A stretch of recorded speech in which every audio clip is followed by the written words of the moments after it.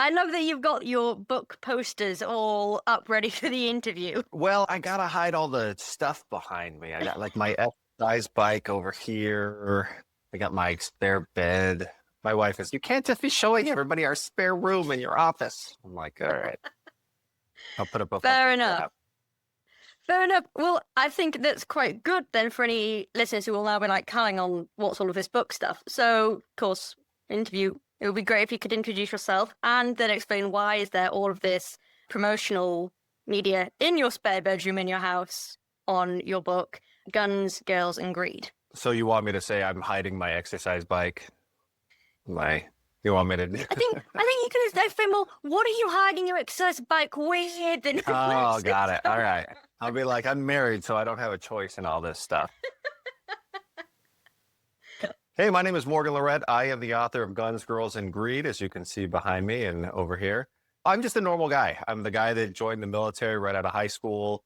Didn't have a whole lot going for me, and I've just been able to have an extraordinary story. So I enlisted in the military in 1999 right out of high school. And then after that, I went to Iraq during the ground offensive, worked for Blackwater for approximately 18 months in Iraq between 2004 and 2005. And then I joined the military after getting my undergraduate degree as a Army intelligence officer. And this is my story. Yeah. Well, I think, unsurprisingly for anyone listening, Blackwater is a name I think everybody knows, even people who don't know the slightest bit about defense, national security have heard of Blackwater. So I think that's where we're going to leap off. So tell us about how did you come to work for, I think what I could be fair in saying, is one of perhaps the most infamous PMCs in modern history. Yeah, look, I just said yes. Like, this is literally my entire life story, is I just said, oh, why the heck not? So when I got out of the Air Force, my buddy was like, hey, I just heard about this company called Blackwater. And I was like, yeah, me too. They were on the news. They just got hanged off a bridge in Fallujah. And he's like, I'm going to go work for those guys. And I was like, dude, that's absolutely insane. Why would you ever do that? And he's like, don't worry, I'm going to get over there. I'm going to put in a good word for you. I figured I'd never talk to this guy again. Sure enough, he went to Blackwater. He went up and they said, who has somebody that they thinks would want to come work for us? And he's like, my buddy Morgan will do it. So I literally got a call, woke me up, and they said, hey, do you want to come work for Blackwater? And I thought, no, not really. And he said, look, it's $550 a day, and we'll come out here to Moyock, North Carolina, which is the armpit of the United States. It's disgusting. But that's where they do their training. So we'll fly you out there. We'll do training. You'll make $250 a day. If you make it, great. If you don't make it, you still make $250 a day. You got to go shoot machine guns. So I just said yes. And then once I got to Blackwater, it just wasn't nearly as difficult as I thought it was going to be. Like, in my head, I thought we were all going to be super soldiers, Jason Bourne. But the truth is, it's literally the basics of every military: shoot, move, and communicate, and can you learn quickly? So that's really how I got into it. And I wish I had a cooler origin story. But you'd be shocked at what you do or what happens in life when you just say, hey, that's a little bit uncomfortable for me. Heck, I'll try it anyway. Let's go. In some ways, you say it's not cool, but they're saying, yeah, my mate just went and had a chat. And then they said, would I come and do it? It's actually quite like, right, okay. I think you win on the banality makes it cool. So, yeah, I've got to push back there. I think that's quite a cool story. But I think it'd be interesting to like you said that they were going to pay you $550 a day when you were out there and $250 for training. So how do these PMCs in places like Blackwater, what's the relationship there between the people who work for those kind of companies and the pay and the money and just the cash? Yeah, it's surprisingly opaque. Maybe it's not surprising, but essentially what happened was I got to go back a little bit. So when we took over to Iraq, we didn't want to be the occupiers, right? And I blame you British people too. You were with us. Hang on. You said you were with us. That's your own fault. But wait, it's the special relationship. If your wife said, darling, we're going to go over here, would you say, no, I'm not? No, you go, of course, darling. And off you go together. This isn't on us. That's fair. No, it was absolutely us. It was insane. But Thank you. I'll have that in writing, please. Sort of signature at the bottom just to confirm definitely on the Americans. I'll sign it. I don't even care. So we went in there. We said, we don't want to be occupiers.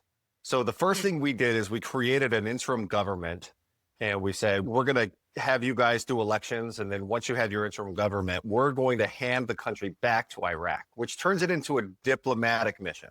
Full on war, but for some reason it's diplomatic now, right? Because Iraq controls it.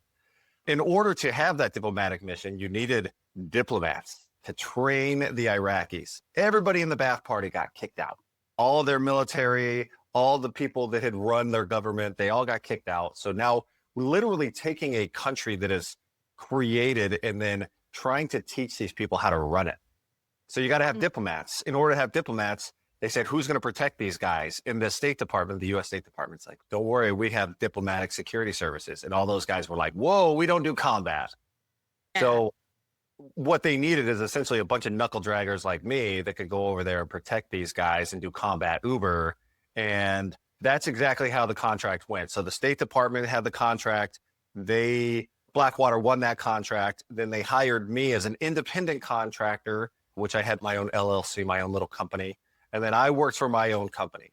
So it's this very circuitous way of getting people to put boots on the ground. And it's deliberately obscured because if anything bad happens, the State Department doesn't want it to go back on them. Blackwater doesn't want it to go back on them. And they can sit there and at the very bottom, there's a guy like me and they'll say, that Morgan guy, he's bad. So it's a lot of liability that I didn't realize at the time. Yeah, because you're not technically a sort of almost full-time employee. You work in a sense as a freelancer because you are your own company. I think what's interesting, because you just literally said combat Uber, and you're right, it's a diplomatic mission, but it's got a very heavy combat element. How much did you find for PMC? Was there a confusion around your mission objective? Everybody says there was the difference between combat and hearts and minds are two different mission objectives. Or did you find that because it was a PMC and you just got paid to do a job, actually there was none of this, we're confused in what the objective is and therefore how to behave towards that objective because you just got paid for the on-paper contract work that you were done? So from the military, you start off with this whole, like, this is what we want to do, and this is how we're going to do it. This is the objective. And it goes all the way from the top down to the very bottom. As a PMC, it's like, hey, wake up tomorrow, take this guy from the green zone over to the Ministry of Interior, don't die, and then come back. Amazing advice. Yeah, it was literally that simple. So for us, strategically, we fit into the puzzle, but at the same time, it was literally just like a day-to-day mission. And if you could accomplish that mission without dying, then you were like, hey, this is perfect. That said, there were some definite headbutting between us and the military, right? We didn't coordinate. We didn't help them out at all. If anything, we made their lives harder, right? Like, just full transparency. When you're going and you're running a bunch of people off the road and you're shooting at vehicles, hoping that they're not a car bomb, the military is the one that usually has to clean up that mess. So there was definitely, it was easier in that sense, but it made everything, I think, a lot more difficult on the ground. Well, do you think it tied into the culture of Blackwater, the fact that you just went, right, I've got to wake up and do the job today. You're not thinking beyond that. You're not thinking past from that. It's not what role am I playing in a broader strategy. It's just that day-to-day behavior. Did you think that maybe fed into the culture around working for Blackwater and like some of the stories that we've seen of the infamy and the lack of, how do I say this diplomatically? I should have thought this one through. The cowboy. Yeah, exactly. It's like, if you don't have that long-term, what's the end goal around your behavior, you're just doing it day to day, you're going to have far more fuck-ups because there's not working towards that broader picture. You're just getting through your 24-hour shift. If the State Department was asked, they would say we definitely knew what our role was. And if Blackwater brass was asked, they would say the same thing. The problem is that it was such a new concept. It had just never been done before. So when you're trying to do something that's never been done, a lot of that is going to be like, go figure it out. And if it works, great. And if it doesn't, then figure out something else. Right? A lot of cause and effect, a lot of, hey, we made this error, let's not make it again. So I think that there was part of that, but it was just because nobody knew what the heck we were doing. Like, nobody had done this before. We had to make it up as we went. So the people at the top can sit there and say, oh, we knew exactly what was going on. But the people at the bottom were like, we're the ones that are actually going out, putting our lives on the line. We're going to do what we have to do to survive and get this really important person back to the embassy alive so that they can drink beer by the pool with us. Yeah. So do you think in that sense you made up, would you say, your own like rules of engagement? Oh, 100%. Yeah. Yeah. And then would you say that fed into, as we saw, some of the later scandals that surrounded Blackwater? Because I don't really want to talk on some of the well-known scandals of what happened, because I think they've been done over again and again. But if you can look more towards the mechanisms of how did they occur, do you think that approach of just, well, okay, we're just going to make it up, and there was not that, okay, we did this, it worked, let's learn from it and implement it as a policy, everybody just made their own way? And that played into to why those failures happened later on down the line. I think it's twofold. One was the Blackwater. Nobody has ever done this before. How do you do it? And the other thing was that there was no real legal framework for it. As a military member, you have your own laws, the Uniform Code of Military Justice. When you work for the State Department, you have their policies and their procedures. When you're stateside, you have the local law enforcement all the way up to federal law enforcement, the FBI. I don't think anybody took the time to look at this from a legal framework and say, who is going to have culpability and who is going to oversee these people? Now, theoretically, the State Department oversaw us, but the State Department's not a law enforcement arm. So how are they going to be able to apply rules to us? And the truth is that they didn't even have to worry about that, because as an independent contractor, if you didn't like what we were doing, you could just fire us on the spot. It wouldn't matter. But it wouldn't change anything, but it wouldn't matter. Yeah. And what kind of person do you think would thrive in that environment of it's not been done before, you had to make it up as you went along, and that actually you do have such minimal oversight? Because there's some people for whom I'm sure that if they were put in that environment and they did not have that clear, here's what we're doing, here's how to do it, we know what we've got our rules, they would not do well and they would crumble. But clearly a lot of people went into Blackwater and actually did, well, I say did well, were good at doing what they did within that environment. No, I mean, a lot of the people that I worked with were former special operations guys, these guys that are trained not only how to be tactically like precise, but also to be able to think on the objective. So those types of guys did really well. At the same time, I think everybody did really well, because when you don't have any rules, you can make everything up. Like, imagine going and watching a soccer game. Oh, sorry, football. What about catching strays? What? It's Yeah. the correct term is football. You would kick off if I called American football rugby for wimps. Like, you'd correct me too. I probably wouldn't. I don't care enough. But if you're sitting there watching any sporting event and there's no referee that's actually keeping people in line, then everybody thinks they're doing great, right? You got one guy that's over here crying. Participation trophy, you're all winners. This is all fine. No, more Yeah. like, hey, that one guy over there just drop kicked another guy and he's bleeding on the side. And the guy's like, I don't know, I didn't get in trouble for it, so whatever. And so most of the people are still going to try to play the game. But there's going to be some that are like, look, I'm going to take advantage of these rules. And there's going to be some that are going to be like, I don't want any part of this. I'm going to sit on the sideline. And Blackwater had all those guys, right? You're bringing people in from off the street, training them for 2 weeks and saying, now go to Iraq. There's a lot of people that adapted really well, especially I think the younger guys adapted really, really well to it, because we had all come either done a pump in Afghanistan or in Iraq. The older guys they definitely had a lot more to live for. They were a little bit more trepidatious when it came to going out and doing stuff. But for the most part, it was a bunch of good dudes that were just trying to figure out how to do stuff on the day-to-day basis. And then you had your 10% of people where you're like, ooh, that guy needs a mental health check. And then you had like your 10% of people that were like, do not go out with that guy. He's just going to absolutely fold. So I think this leads on quite nicely to the fact that you weren't just, as you said, one of those guys bought in off the street, did 2 weeks training and went out. You were in the American military and you were a service member there before you went into Blackwater, right? Yes, absolutely. I was Air Force Security Forces, which isn't really that cool. It's like being a police officer in the Air Force. But mostly you just sit around and look at planes. You're a hell of a lot more security than forces, I'll tell you that. So I went into Iraq during the ground offensive, and it was the most boring thing I've ever done in my life. Like, there's nothing worse than training for your whole life and being like, I finally get my war on. This is awesome. And then the war's already going north and nothing really happened. And I was like, this is kind of boring.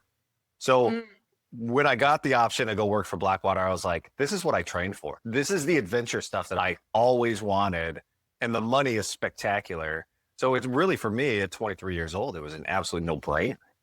Yeah, so you went into the military when you left high school, correct? So you did, what, that must have been about 5 years, would you say? So I joined the National Guard, and 1 week in a month, 2 weeks a year, they pay for your college. It was spectacular. And then Osama bin Laden was like, I got different plans for you, Morgan. I'm going to run these planes into this building. I got activated for 2 years. Afghanistan kicked off. I did a deployment in Oman, and it's the Air Force, right? So it's like we had our own beach, and we had our own Burger King, and we had air-conditioned tents. Like, it was hell. It was the worst. And then we got the option to go to another deployment. Yeah, nobody knew where it was going, but we all knew it was going to Iraq. So, of course, I was like, yes, and me. Like, that just goes back to my just keep saying yes. So I went over there. We went to Jordan, and then we went to Kuwait, and then finally went into Iraq during the ground offensive. And it was just the most boring thing I've ever done in my life. But it was one of those things where it's like, okay, now I got a couple of bona fides, right? I got that thing on my resume to say I went to Iraq. So when I joined Blackwater, even though I'm the Air Force guy, at least I had some time on the ground. And people were like, oh, you've been here, you understand it a little bit. There is something to experience compared to some of the guys that were former Army Rangers that had been out for 10, 15 years. And they were just like not tactical at all. Like, I can't tell you how many people got fired from Blackwater because they couldn't shoot a rifle. It was the craziest thing to me. But that's what I did almost every day. It should be surely a basic requirement of joining a PMC is, can you shoot this rifle? And bonus points if you hit the target. Well, I mean, it's insane, right? You got these guys from the 80s that hadn't picked up a rifle since they got out of the military. And then on paper, they look great. But then when you get them behind a rifle, like, that's a perishable skill. The ability to go in and move to contact and clear a building, those are perishable skills. So if you haven't used them in 10, 15 years, a guy like me can come in without the cool bona fides and do it pretty quick. Yeah. So I think there's two angles I want to come at off of that point. So I'll break them down. So my first question will be, for you, how did you find the switch up from being in the US military, highly structured, rigorous? It has, and much like the British value standards, it adheres to things like such as LOAC, rules of engagement. You have your oversight, you have those systems of accountability in place. And then you have something like the Blackwater and the PMC world, which, as you said, nobody had time to sit down and take a legal perspective and go, how are we actually going to do this in the way they had with the military? So I think that would be interesting, the switch, because you went into the military at a very foundational age where you still have the ability to pick up and ingrain a lot of the lessons there on what you do and don't do. And the second point would be building on that. And as you just mentioned, those perishable skills. Would you say that, I think there's a big point around young people, especially in the UK, looking to join the military. It's seen as a lifelong commitment, service, community. But there's a massive, as you said, skills element there in what you actually learn day to day are not everyday skills, but they are practical skills. And I think that's, I don't know, it'd be interesting if you would say this, but do you think that's missed in how people understand that military education, service and training? Yeah, to the first part of the question, the military is highly bureaucratic. You know exactly who your chain of command is all the way up pretty much to the top. You walk around a building and you're like, oh, there's the president. And then there's everybody between the president and me. Like, I get it. It also causes a lot of people to, in that command structure, to add stuff. And it's excruciating. Just let me go out and do my job. Is how I was in the military. Like, leave me alone, let me do my job. I'll give you an example. So we had these sensors that we put on the gates after 9/11. So if somebody tried to jump over a fence, it would shake. And then you would have this camera and it would zoom in and it would say, okay, this shook over here. The sensors were never going off because people weren't trying to jump over the fence. Somebody in my chain of command said, we need to go out there and we need to shake the fence every 24 hours to make sure they still work. So there's me. I'm like at the bottom of the food chain. I go out there and I shake the fence. 5, 6 weeks later, somebody goes, well, we should probably do this every shift. So every 8 hours, we need to go out there and we need to shake the fence. So I'm going out there multiple times to go shake this stupid fence. And then somebody says, we should probably do this like every hour just to make sure these work. So now I'm done shaking the fence. I'm just taking my M16 and I'm just hitting these sensors because who cares? And then all the sensors are broken and they're like, oh my God, how'd these break? These broke because you guys put in so many stupid things that people got fed up with it. And we just did the least amount we could do to get the job done. So the military is very structured. And for me coming out of high school, like I probably needed that structure. I absolutely needed to know exactly who was on my chain of command. Going to Blackwater, there really is, it's a very loose chain of command. You got a team leader, but I don't really have to report to the team leader. And if we don't like a team leader, we'll get rid of the team leader. We'll get a new team leader. So it was a complete contrast of what we did in the military. Now, the thing is that there's two things that the military taught me. One is your perishable skills, right? Going out and shooting. Talking on a radio. I haven't talked on a radio in 10 years. If you gave me one, I'd be like, Apple, Japan, right? Like all those stupid things, like the phonetic alphabet. I still remember them. The NATO phonetic alphabet. Yeah. We had to learn it the other day because everybody has a slightly different, like I think, picked up views of what they think the phonetic must be. And I was like, I had to be sat in this class. It's like learning my ABCs. But if you forget it, it's so easy to just muddle it and get it wrong. Well, it's like Quebec is Q, right? And every once in a while, I'll be sitting there going through something. I'll get Q and I'll be like, what the hell is that? Right? It's something I don't learn. Like I don't use it enough. So those are your perishable skills. What the military also teaches you is like the intangible skills.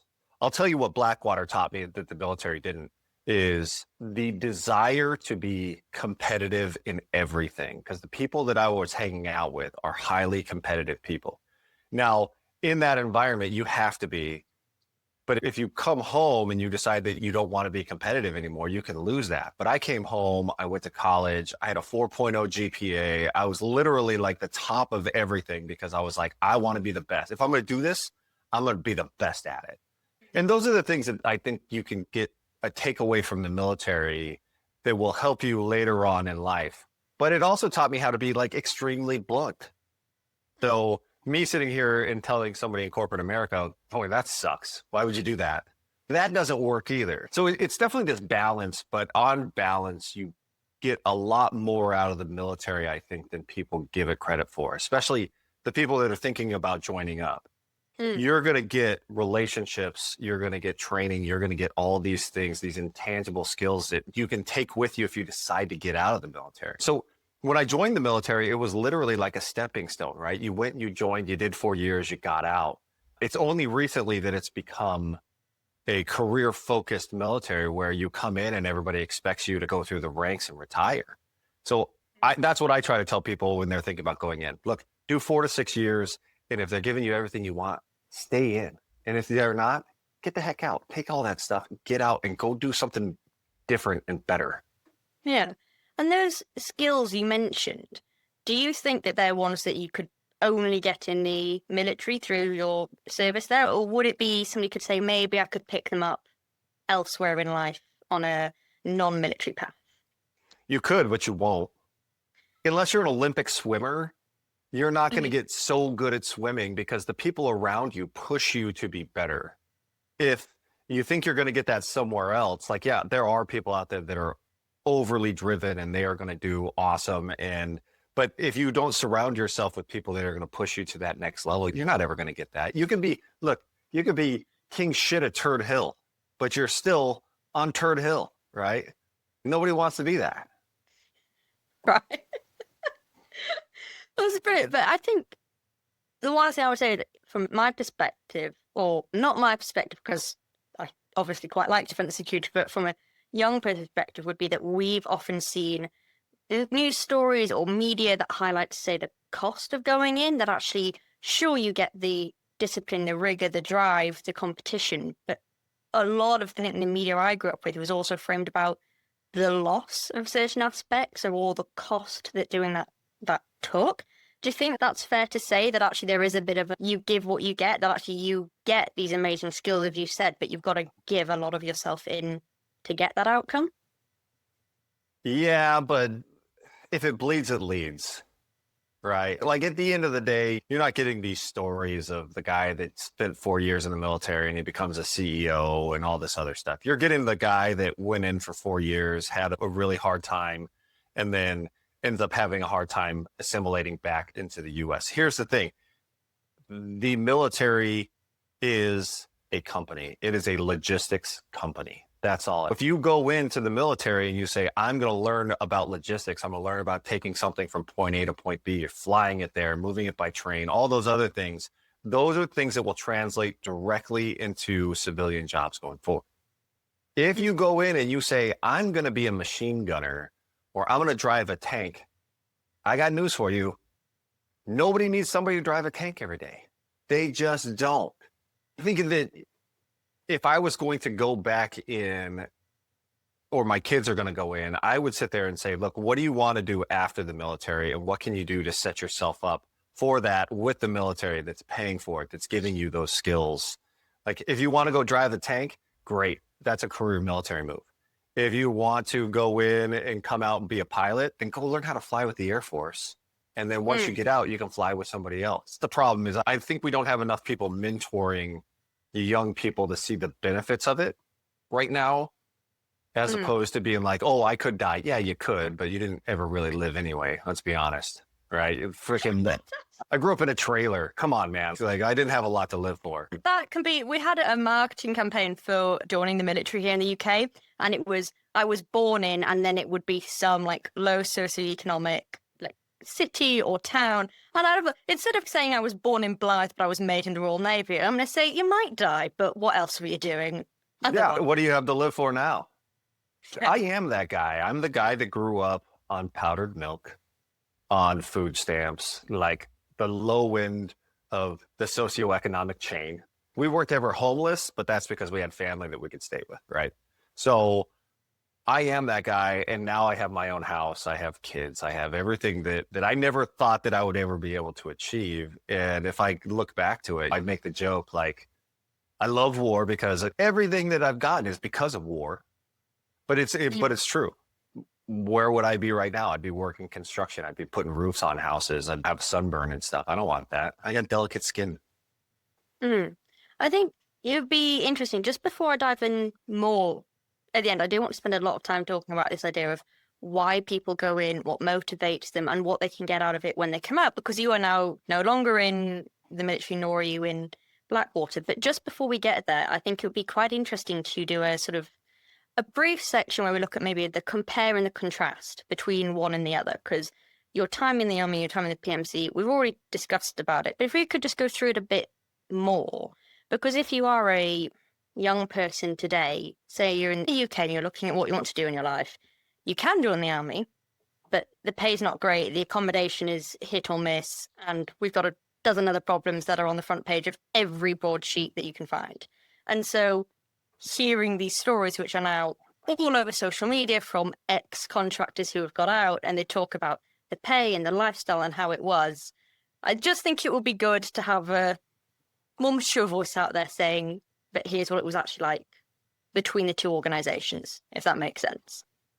Yeah, look, I'll tell you straight up, everybody's like, oh, the pay's not that good, and the food isn't that good, and the accommodations aren't that good. Horse crap. Listen, my buddy was delivering pizzas before he joined the military. He was barely making his rent every single month.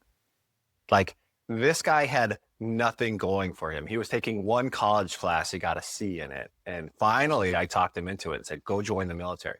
He spent the next 22 years in the military, and now he's got a retirement. So you can sit there and say, oh, the bed isn't as soft as I want. But you know what? If you're not paying for your bed, if you're not paying for your food, if all these things are being given to you as part of your job, it's a heck of a lot better deal than people want to say. At the end of the day, when I got into the military, when I got paid, it was all mine. That was the best part. I didn't have to pay rent. Yeah, I had a car payment, but I didn't have to pay for food. I didn't have to pay for all those things. All those were taken care of. My medical, it was taken care of. So when I got paid, it was my money. And yes, it might be lower than somebody that's working outside of the military, but those guys have to pay their bills and you don't. Like, as you just said, if it bleeds, it leads. Nobody wants to hear the fact that actually you are right. I mean, for all that we have a lot of bad headlines in the UK about the state of military accommodation, it is at a subsidised cost. So for all that your pay is not as large as some private work, you're right. The proportion that you spend is far smaller. But what on matters such as non-pay matters, the idea of camaraderie and community? Because one of the big things that people in the army say is it's the people, and that they do what they do. And the reason that they stay is the people that they're with. Was that similar? Because if you have a PMC formed of mostly ex-army guys, surely you would see some of the same bonds popping up. Yeah, nobody makes their best friend being really comfortable. My best friends in the world are people that I suffered with. And that's in the military, that's at Blackwater, you name it. At the end of the day, the thing that bonds you to these people is that you've gone through the same crap. And when I say crap, I mean quite literally like crap. Like when you're miserable, then you can look over at your buddy and you can make a joke. And your buddy looks back and makes another joke or smiles or laughs or something. That is priceless. That is absolutely something that you're not going to get working a 9 to 5 at the McDonald's, right? Yes, it's going to suck at McDonald's, but it doesn't suck the way the military sucks. And it's like this badge of honor. Like I made it through that. That's awesome. Blackwater was a different, like you could leave and come back at any given time. So with the military, you deploy as a unit, you come back as a unit, and then those guys are your best friends ever. With Blackwater, you deploy as an individual and you come back as an individual.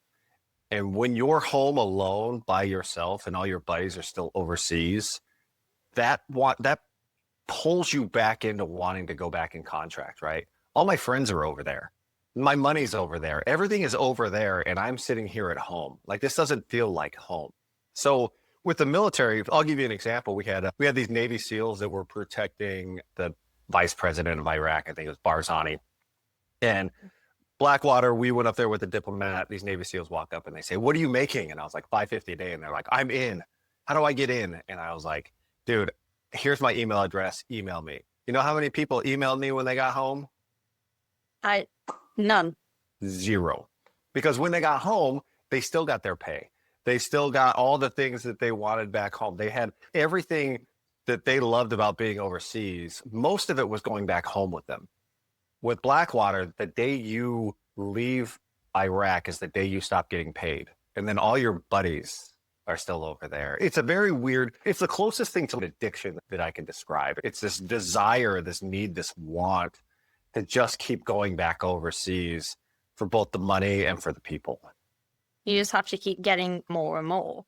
Do you think that led to a behavior of greed, perhaps, in some of the people who worked in Blackwater? I don't mean in the way we think, but the reason they were out there was not to, how do I say, not to do the job because you're trying to keep somebody safe and protect diplomatic and work towards stabilizing a nation. You're just there to be with your friends and get paid. Oh, 100%. And that was the only reason why they were there. Yeah, a lot of people will say, "Oh, I was there because the State Department had a mission and it was my patriotic duty." Horse crap.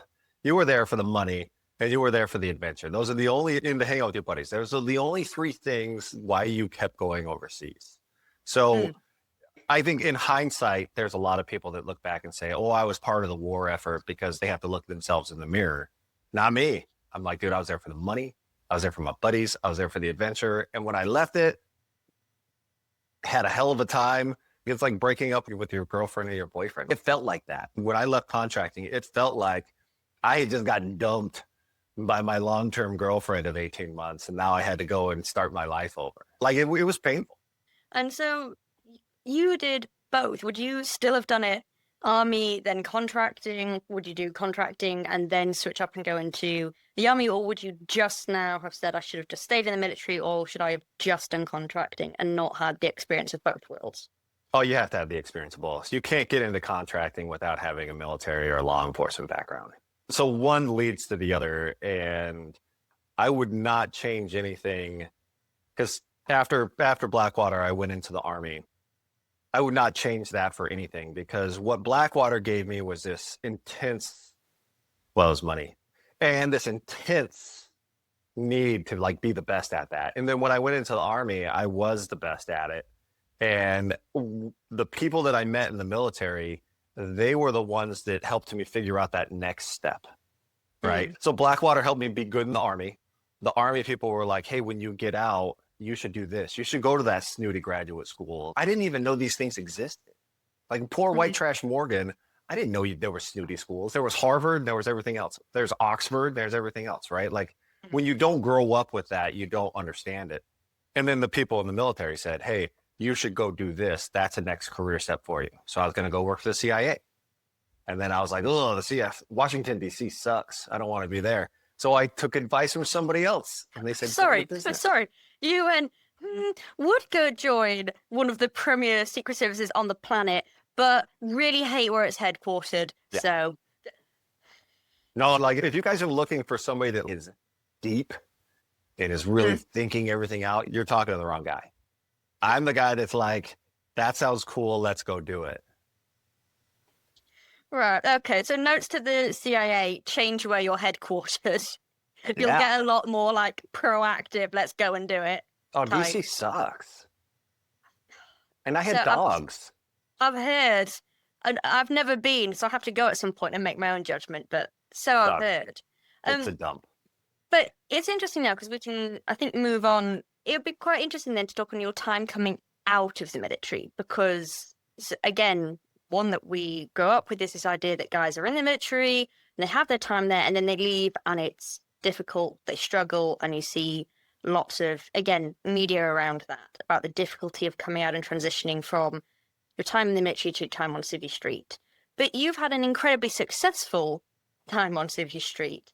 So how did you find that whole process and how have you gotten to where you are today, which is in your spare bedroom with your wife telling you to put up your book promotion materials to hide your exercise bike? Yeah, look, if you're transitioning from one thing to another and it's comfortable, you're doing it wrong. That's just all there is to it. Going from civilian life to the military, it's uncomfortable. Going from the military into corporate America, it's uncomfortable. So what I did is once I got done with the Army, I went to Tufts University. And the reason why I went to Tufts University is you had to write a thesis and you had to do a language requirement. And I wanted to be pushed. Like at the end of the day, I could have went and got a different degree that would have been easier. But I was like, look, I want to be pushed. And then when I got to Tufts University, I was doing international security studies, went down to DC and was like, ooh, this place is a dump. And then somebody said, if you don't want to work in government, then you need to go get a business degree. So my second year of Tufts, I was doing like hardcore accounting and finance and international business law. Like it sucked. It was miserable, but that got me my job, right? Yeah. You just had to do it in a sense. It's a bit shit, but it's got to get done. Look, I got 1,000 friends that have international security studies and master's degrees, and they call me all the time is, how do I get in corporate America? And I say, nobody needs international security studies in corporate America, man. Like, we can't trash international security studies too much. I'm going to be one of 180 students this year alone from my uni who gets that degree. You can't crush the hopes and dreams of all of us just yet. No, look, it's great if you're moving towards that, right? So my undergraduate degree was in criminal justice, and I didn't want to be a cop. What the hell am I going to do with a criminal justice degree and not be a cop? I'm going to go work at Home Depot. I'm going to work at McDonald's. That's what I'm going to do. So if you're getting out of the military and you're thinking, oh, this is what I did, this is what I'm comfortable with, you're doing it wrong.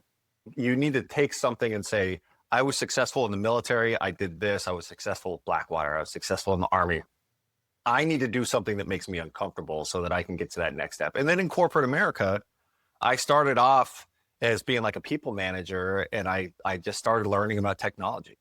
So now I have this uncanny ability to take what the business sees and translate that to technology and back and forth. And you know what? It sucks. Learning about technology is not like nobody sits there and says, oh, you know what? I learned about how data is moved in between systems and databases. Nobody gives a crap about that. But when you need it, it works. Yeah, when people then need you and you have a career in corporate America. So I think now would be a good time to move on to the army and say more on looking at the skills it gave you, the life it gave you, and then your time moving out of it. Because in the UK, we lost, should I say, some of the size of our military. It's getting smaller bit by bit, seeing some hopeful signs of growth, but it's still, recruitment's down, the size of the army is down year on year. And given the state of the world, it's one of the foremost topics of conversation in any military think tank, in any security studies lecture. So I think honest human conversation about somebody who has been in the military, what it was like joining it, what it taught you, your life outside of it, is a really good story to have. We spent time on your time in Blackwater, which everybody loves to know about Blackwater. People can't get enough on it. But I think if we can move on to just looking at your relationship with the military and how it's impacted your life, would be really good. Now, not to leave you on a cliffhanger, but Morgan's answer to that question will be the tick-off for part 2 of this episode, which drops in 2 weeks. I can't remember the date off the top of my head, but if you follow our social media channels and platforms, it'll be announced on there when it's coming out. Now, I'd like to say thank you to Morgan for coming on the show. And if any listeners have any questions for him, please get in touch with us at the Resilient State Podcast, and who knows, maybe we'll be able to convince Morgan to come on to be interviewed by us again. Now, until the next episode, that's it from me. But if you want more of the Resilient State podcast, you can find us on TikTok and Instagram, and all of our previous episodes are out on YouTube and all podcast streaming platforms. At least we think we have all of them. If there's one that we are not on, please get in touch and let us know, and we'll make sure that our episodes are made as available to you as quickly as possible. Bye-bye.